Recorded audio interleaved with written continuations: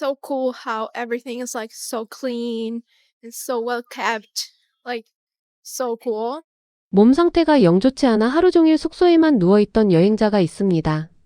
계획했던 일정은 전부 틀어졌고 지하철에서 반대 방향으로 잘못 타는 바람에 9정거장이나 헤매기까지 했는데요. 그런데 바로 그 헤매던 지하철역에서 이 여행자는 두통도 잊은 채 카메라부터 꺼내 들었습니다. 대체 지하철역에서 무엇을 본 걸까요? 오늘 소개할 주인공은 우루과이 출신의 여행 유튜버입니다. 남미 특유의 솔직하고 담백한 화법으로 여행지를 소개하는 채널을 운영하는데 등산이나 자연보다는 도시와 쇼핑, 카페 투어를 훨씬 좋아하는 스타일이라고 스스로를 소개하는데요. 그런 그녀가 한국 여행 두 번째 이야기로 부산과 제주를 찾았습니다. 부산에서의 하루는 시작부터 순탄치 않았습니다. 전날 밤부터 두통이 심해 오전 내내 숙소에서 쉬었고 오후가 되어서야 겨우 몸을 일으켜 해운대 쪽으로 나가보기로 하는데요. 그런데 지하철을 반대 방향으로 타는 바람에 9정거장이나 지나서야 실수를 깨닫습니다. 본인 입으로 우루과이에는 지하철이 없지만 자신은 지하철 이용에 아주 능숙하다고 자신했던 직후에 벌어진 일이라 더 머쓱했다고 하는데요.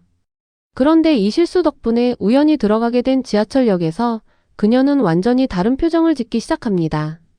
단순히 지나가는 통로인 줄 알았던 역 안에 상점들이 줄지어 있고 옷과 액세서리까지 파는 모습에 눈이 휘둥그레진 것이죠. 미국이나 유럽의 지하철역이라면 매표소와 개찰구뿐인 삭막한 공간인데 한국은 역 하나가 그대로 지하 쇼핑몰이 되어 있으니 신기할 수밖에 없었을 겁니다. 실제로 그녀는 여기서 마음에 드는 스웨터를 발견하고 지하철역 같은 역에는 상점 같은 게 있어서 정말 멋지다며 마치 지하 쇼핑몰 같다고 감탄합니다. 가격을 물어보니 우리 돈으로 10,000원 남짓.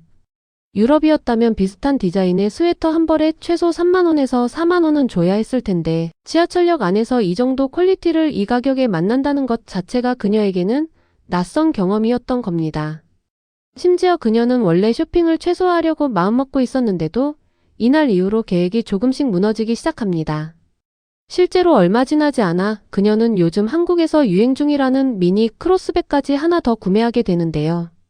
스카프를 벗어넣거나 물병을 담을 수 있어 정말 편리하다며 두 개를 합쳐도 우리 돈 20,000원 남짓이었다고 만족스러워합니다. 숙소로 돌아온 그녀는 저녁 시간을 이용해 마스크팩을 하나 꺼내 드는데요. 한국에 오기 전부터 유명하다는 이야기를 듣고 사온 제품이라며 용량이 생각보다 훨씬 많다는 점에 놀라는 모습을 보입니다. 자신은 원래 화장품 리뷰에 박한 편이라 큰 기대는 하지 않는다면서도 20분 뒤 마스크를 떼어낸 얼굴을 보고는 나쁘지 않다는 평가를 남기는데요. 이렇게 하루를 마무리한 그녀는 다음날 컨디션을 추스르고 본격적으로 부산 구경에 나섭니다. 다음날 그녀가 향한 곳은 부산국제영화제로 유명한 BIFF 거리. 대형 아치 조형물 아래로 노점과 상점들이 늘어선 이 거리를 걸으며 도시 전체가 얼마나 깔끔하게 관리되고 있는지를 언급하는데요. 특별히 유명한 랜드마크를 기대하고 온 게 아니었는데도 모든 게 너무 깨끗하고 잘 관리되어 있어서 정말 멋지다며 거리 자체의 청결함과 정돈된 분위기에 계속 감탄사를 내뱉습니다. 사실 유럽의 오래된 도심 거리들은 관광지일수록 오히려 낙서나 쓰레기가 눈에 띄는 경우가 많은데 한국은 사람이 몰리는 번화가일수록 더 관리가 잘 되어 있다는 점이 그녀에게는 낯설게 느껴진 것이죠.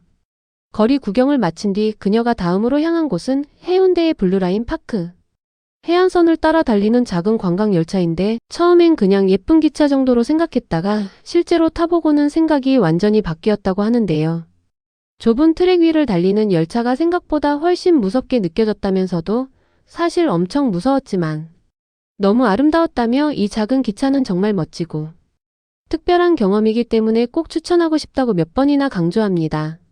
Like does any justice to how beautiful this sea is and like whole Busan is. But let me show you.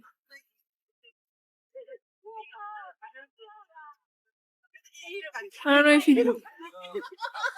This is crazy.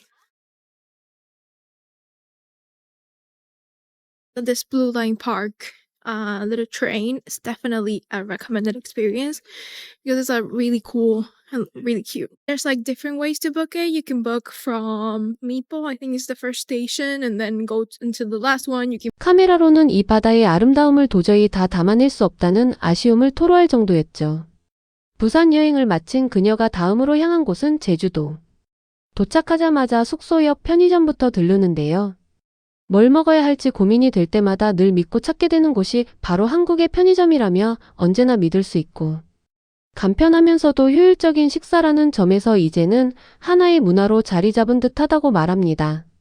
사실 남미나 유럽에서는 늦은 밤 요기할 곳을 찾는 것 자체가 쉽지 않은데 한국은 24시간 어디서든 따뜻한 한 끼를 해결할 수 있다는 것이 그녀에게는 여전히 신기한 일이었던 것이죠. 그런데 편의점 다음으로 향한 곳은 조금 의외의 장소였습니다. 방탄소년단 멤버 지민의 아버지가 운영한다는 카페였는데요. 화려한 굿즈보다는 소박하게 놓인 사진 몇 장만으로도 공간 전체가 특별하게 느껴졌다고 하며 정말 멋지다는 말을 반복합니다. 카페 안에서 흘러나오는 노래에 대해서는 저작권 문제로 자세히 말을 아끼면서도 표정만큼은 숨기지 못하는데요. 이후 그녀는 제주 서쪽과 남쪽을 도는 반나절 투어에 합류합니다. 화산섬 특유의 용암 절벽과 오름을 지나며 자연 풍경에 감탄하다가도 정작 그녀의 발걸음을 멈추게 한 건 화려한 관광지가 아니라 작은 민속마을이었습니다. 마을 어르신 한 분이 직접 나와 손짓 발짓을 섞어가며 옛 제주의 생활 방식을 설명해 주었는데 언어가 완벽히 통하지 않아도 그 정성만큼은 고스란히 전해졌다고 하는데요. 마침 근처 식당에서 처음 맛본 비빔밥까지 정말 맛있었다며 그녀의 입맛에 제대로 맞아떨어지면서 이날 하루는 그녀에게 가장 인상 깊은 하루로 남게 됩니다. 여행의 막바지 그녀는 카메라 앞에서 이번 여행 전체를 돌아보는 시간을 갖습니다.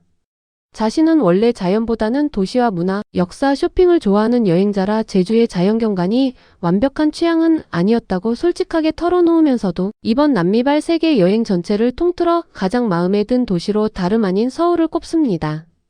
자신의 취향이 훨씬 더 잘 맞았다며 다시 서울로 돌아가 쇼핑도 하고 맛있는 것도 먹을 생각에 벌써부터 기대된다고 말하는데요. 두통으로 시작해 지하철에서 길까지 잃었던 하루가 결국 지하상가와 저렴한 스웨터 한 벌 그리고 편의점 한 끼로 다시 웃음을 되찾은 여행이 됐습니다. 자연보다 도시를 좋아한다고 스스로 못 박았던 이 여행자에게 정작 가장 오래 기억에 남은 건 화려한 관광지가 아니라 우리에게는 너무 익숙한 지하철역과 동네 편의점이었던 셈입니다. 어쩌면 한국의 진짜 매력은 대단한 랜드마크보다 이런 평범한 일상 하나하나에 숨어있는 게 아닐까 싶습니다. 오늘의 대한뉴스 영상은 여기서 마치겠습니다. 구독과 알림 설정으로 다음에 더 즐겁고 감동적인 영상으로 찾아뵙겠습니다. 시청해주셔서 감사합니다.